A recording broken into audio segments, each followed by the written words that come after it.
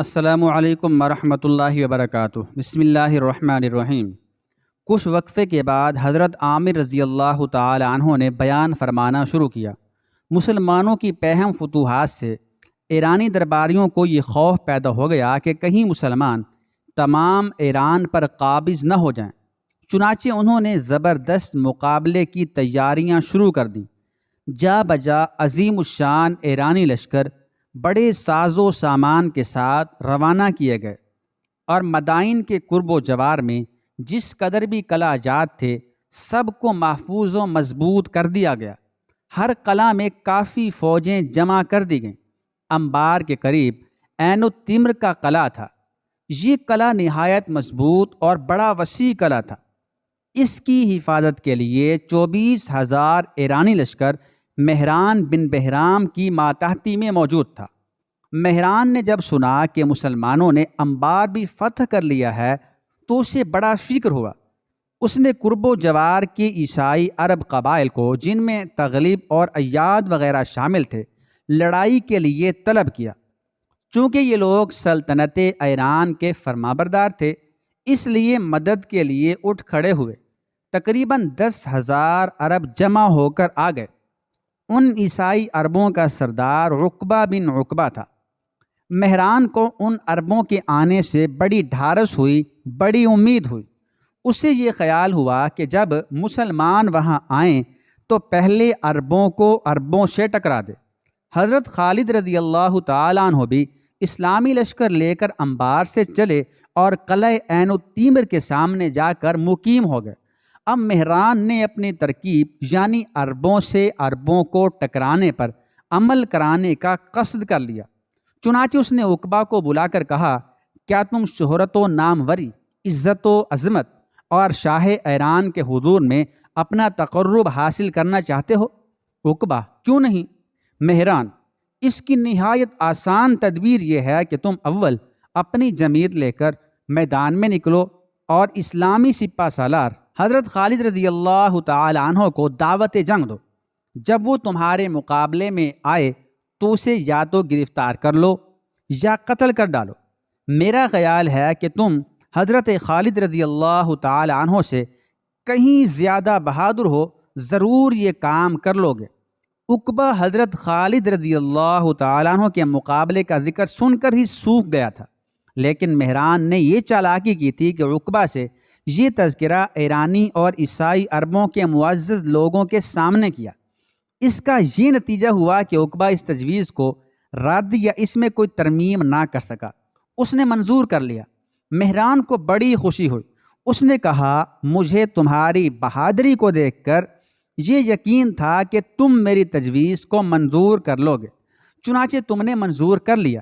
میں بھی اپنا لشکر لے کر تمہارے ساتھ نکلوں گا، اور جب تم حضرت خالد کو قتل کر ڈالو گے یا گرفتار کر لو گے تو میں اور تم دونوں اپنے اپنے لشکر کے ساتھ مسلمانوں پر ٹوٹ پڑیں گے۔ یقین ہے کہ وہ ہزیمت اٹھا کر بھاگ جائیں گے۔ دربار ایران میں ہم دونوں کا اعزاز بڑھ جائے گا، ہمیں جاگیریں ملیں گی، خلعتیں ملیں گی، اور ہم دولت مند اور ذی عزت ہو جائیں گے۔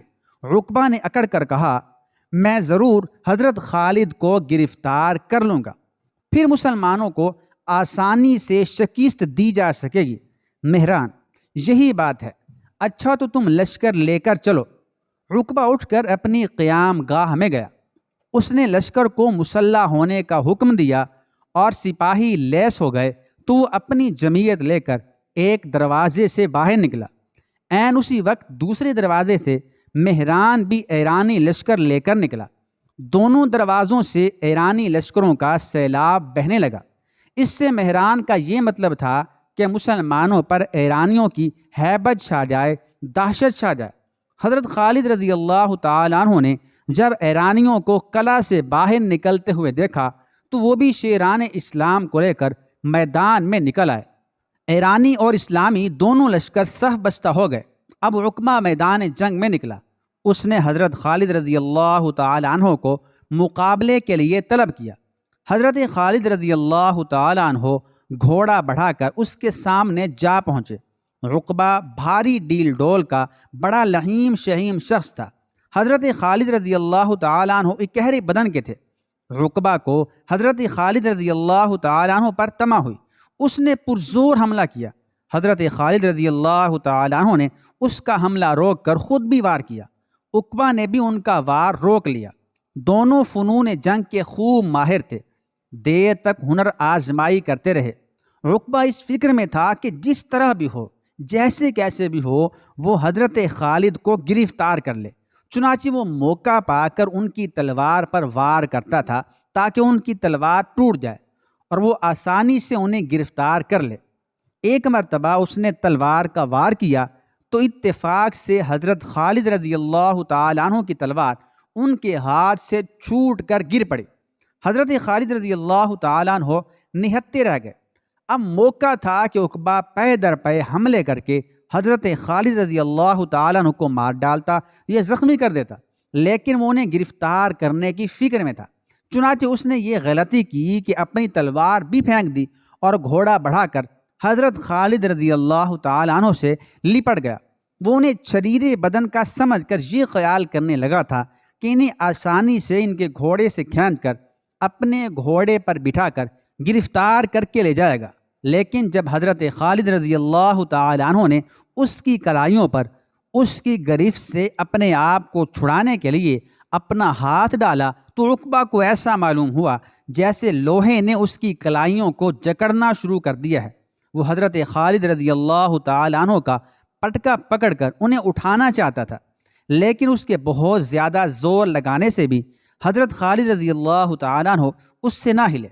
اور جب حضرت خالد رضی اللہ تعالیٰ عنہ نے اپنے ہاتھ کی گرفت مزید سخت کی تو عقبہ کی کلائیاں درد کرنے لگیں۔ اب اس میں اتنی سکت نہ رہی کہ وہ حضرت خالد رضی اللہ تعالیٰ عنہ کے ساتھ زور آزمائی کرتا۔ اس کا بدن ڈھیلا پڑنے لگا۔ اب وہ پچھتایا کہ اس نے کیوں یہ حماقت کی کہ اپنی تلوار پھینک دی۔ اگر وہ انہیں گرفتار کرنے کا لالچ نہ کرتا تو شاید انہیں مار ڈالتا۔ ادھر حضرت خالد رضی اللہ تعالی عنہ نے جب دیکھا کہ اس کی گرفت ڈھیلی پڑ گئی ہے تو انہوں نے زور سے جھٹکا دے کر اس کے ہاتھوں سے اپنا پٹکا چھڑا لیا اور اس کے پٹکے میں ہاتھ ڈال کر زور کر کے الا اللہ کا نعرہ لگا کر اسے اس کے گھوڑے سے کھینچ کر اپنے گھوڑے پر بٹھایا اور گھوڑا دوڑا کر اپنے لشکر میں لے آئے۔ اسی وقت اسے اپنے غلام کے سپرد کیا اور میدان جنگ میں آئے۔ عقبہ کی گرفتاری سے عیسائی عربوں پر مسلمانوں کی ایسی ہیبت چھائی، مسلمانوں کا ایسا رعب چھایا کہ وہ بھاگ کر قلعہ میں گھس گئے۔ مسلمانوں نے ان کا تعاقب کر کے بہت سے عیسائی عربوں کو گرفتار کر لیا۔ مہران بن بہرام نے جب یہ نظارہ دیکھا تو اس پر مسلمانوں کا ایسا خوف غالب ہوا کہ بغیر مقابلے کے لشکر لے کر بھاگ گیا اور قلعے میں جا گھسا۔ حضرت خالد بن ولید رضی اللہ تعالیٰ عنہ نے قلعہ کا محاصرہ کر لیا۔ 2 روز تک یورشیں کی، لیکن پرزور مدافعت کی وجہ سے دونوں روز فصیل تک نہ پہنچ سکے۔ تیسرے روز مسلمانوں نے نہایت سختی سے حملہ کیا۔ مسلمانوں نے تیسرے دن نہایت جمع مردی سے، شدت سے اور بہادری کے ساتھ ان پر حملہ کیا۔ ایرانیوں اور عیسائی عربوں نے مسلمانوں کے حملے کے جواب میں تیروں اور پتھروں کا می برسا دیا، لیکن مسلمان بڑھ کر فصیل کے نیچے پہنچ گئے۔ وہ کمندیں لگا کر فصیل پر چڑھے اور وہاں جاتے ہی لڑنے لگے۔ انہوں نے ایرانیوں کو فصیل سے نیچے دھکیل دیا اور قلعہ میں اتر کر پھاٹک کھول دیا۔ اب اسلامی لشکر کا سیلاب قلعہ میں داخل ہوا۔ مسلمانوں نے ایرانیوں کو تلواروں کی باڑھ پر رکھ لیا۔ بے شمار ایرانی مارے گئے۔ آخر مہران بھاگ گیا، اس کے ساتھ کچھ لشکر بھی فرار ہو گیا، لیکن ایرانیوں کی زیادہ تعداد ماری گئی۔ اس طرح حضرت خالد بن ولید رضی اللہ تعالی عنہ نے عین التمر پر بھی قبضہ کر لیا۔ حضرت عامر رضی اللہ تعالی عنہ اس قدر بیان فرما کے پھر خاموش ہو گئے۔